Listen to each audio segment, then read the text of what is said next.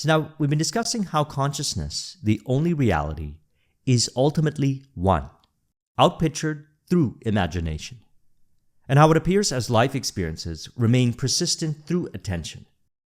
That stated, if it is an unlovely experience, we don't try and pretend like it's not there. Rather, we think feelingly from the premise of what we consider true, lovely, and of good report, and it appears that way. We rearrange our mind and they automatically appear that way, as Neville says. There's only God in this world. So when you say I am, and I say I am, it's the same God. So thus, I titled today's Neville Goddard Conversation Mind Map, Surrender Free Will Only to Your Lovely Prayers. Now, I've made a number of videos over the years on being your own best friend. And part of that includes having conversations with yourself in which you work things out with yourself in mind, similar to having an invisible counsel. Only I call this voice Holy Guardian Angel, which I discussed in a recent video. I'll link in the description to it. Now, I remember the point when I had an idea, and I said to myself, as I believe I am my own best friend like this, what if I imagine that others would appear this way as well, to enjoy these kinds of conversations in the likeness and spirit of harmony? And sure enough, they started to appear, to have the same kind of conversations. What was also interesting was some appeared mentioning to me they considered themselves to be holy guardian angels or angels in the making. And aside from that, I imagined, what about some of the people in my life who appear to not have these conversations with me? Can I change how I imagine them and they would appear that way? So I noticed something interesting. With some of them, they appeared changed, and with others, they appeared as not changed. So I noticed a pattern as to why some of them appeared changed and some not. I realized that I was specifically imagining the ones that were not changing from a belief. And this is why journaling is helpful, to bring conscious awareness as to what we are imagining about others. And since there is truly only awareness, the sense of self within all, with the Father who animates all, others appear as imagined. If not, we might not be aware as to what we are imagining. So we are always imagining, or we could say always praying, as stated in Matthew 6:6. But when you pray, go into your room, close the door, and pray to your Father, who is unseen. Then your Father, who sees what is done in secret, will reward you. Simply put, others appear as what we imagine them to be, whether we are aware of what we are imagining or not. And once I became aware of what I was imagining, I changed what I was imagining and they appeared accordingly. So what I was not aware of once was very subtle, but I was able to capture it through cause and effect reflection, or more accurately put, how I was relating to the one ultimate cause within all, which appeared accordingly with them. This was where free will was surrendered to. So what was occurring was that I was imagining them to be more authoritative than me. And not in the sense of being more knowledgeable on a particular subject, but rather more subtle. I was imagining them appearing to know more about myself than I do. So I was essentially assigning the power of awareness in a way where I was imagining it was appearing outside in this regard. See, the power can only seem to appear outside. The world of appearances is an appearance of what is being inwardly imagined. Again, Matthew 6:6. But when you pray, go into your room, close the door, and pray to your Father, who is unseen. Then your Father, who sees what is done in secret, will reward you. So as Neville mentioned, there's only God. Spirit animates all roles and animates all that appears. As one realizes that the I am is beyond the world made visible through the senses, they understand this. John 14:20 articulates the cause and appearance effects really well by saying, on that day you will realize that I am in my Father, and you are in me, and I am in you. Remember, these are parables as stated in Matthew 13:34. Jesus spoke all these things to the crowd in parables. He did not say anything to them without using a parable. So if you go a little earlier than John 14:20, we see the truth in John 14:17. It says, He is the Holy Spirit who leads into all truth. The world cannot receive him because it isn't looking for him and doesn't recognize him. But you know him because he lives with you now and later will be in you. Another translation has the last part, you know him, for he dwells with you and will be in you. Now the part where it says, and will be in you, as the other translation says, later will be in you, this is referring to the realization of God's presence within you that all eventually realize.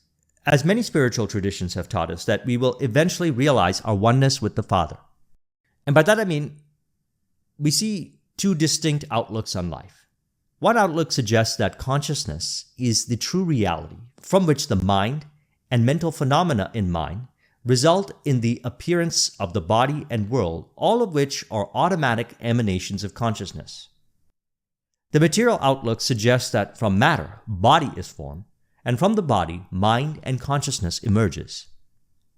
Now, eventually that realization occurs as mentioned, and then what? Well, here we are now. The Bible teaches us an integral approach where consciousness appears as physical objects by law. By law, it is meant that you have all the power to call upon the unseen as though it were physically real, and it appears in and as physical matter. Matthew 11:24. Therefore I tell you, whatever you ask for in prayer, believe that you have received it, and it will be yours. So it's important to understand both life and the law through which life appears. They are one. John 1:1. In the beginning was the Word, and the Word was with God, and the Word was God. Now, as this reconciliation of life and law occurs, we realize that we are not the sole doer, rather an active participant in imagination with God through which we witness the world animated by law, as Neville says. The question is often asked, what should be done between the assumption of the wish fulfilled and its realization? Nothing. It is a delusion other than assuming the feeling of the wish fulfilled. You can do anything to aid the realization of your desire. You think you can do something, you want to do something, but actually you can do nothing. The illusion of the free will to do is but ignorance of the law of assumption upon which all action is based. Everything happens automatically. All that befalls you, all that is done by you, happens. Your assumptions, conscious or unconscious, direct all thought and action to their fulfillment. Now, in my story, having considered them to be more authoritative than me, the relationship played out in an unlovely way, through how I once imagined them accordingly. So it was thus only an appearance through imagination.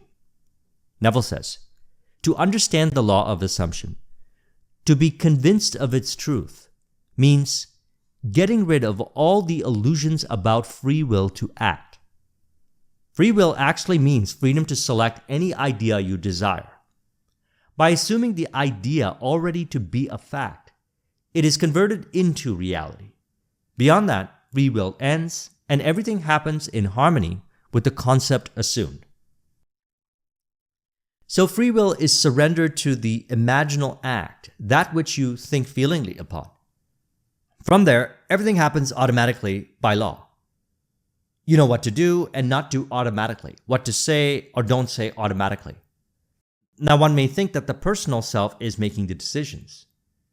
It could only appear that way in mind, which can result in overthinking or confusion, which is what is meant when he says, to be convinced of its truth means getting rid of all the illusions about free will to act. So the evidence of the senses simply reveal what we are imagining in relation with others. And what if it appears unlovely? Well, as I mentioned in the beginning, life appearances remain persistent through attention. If it is an unlovely experience, we don't try and forcefully pretend like it's not there. Rather, we think feelingly from the premise of what we consider true, lovely, and of good report, and it appears that way. As he says here, deny the evidence of the senses, which means you exist beyond resistance, and assume the feeling of the wish fulfilled.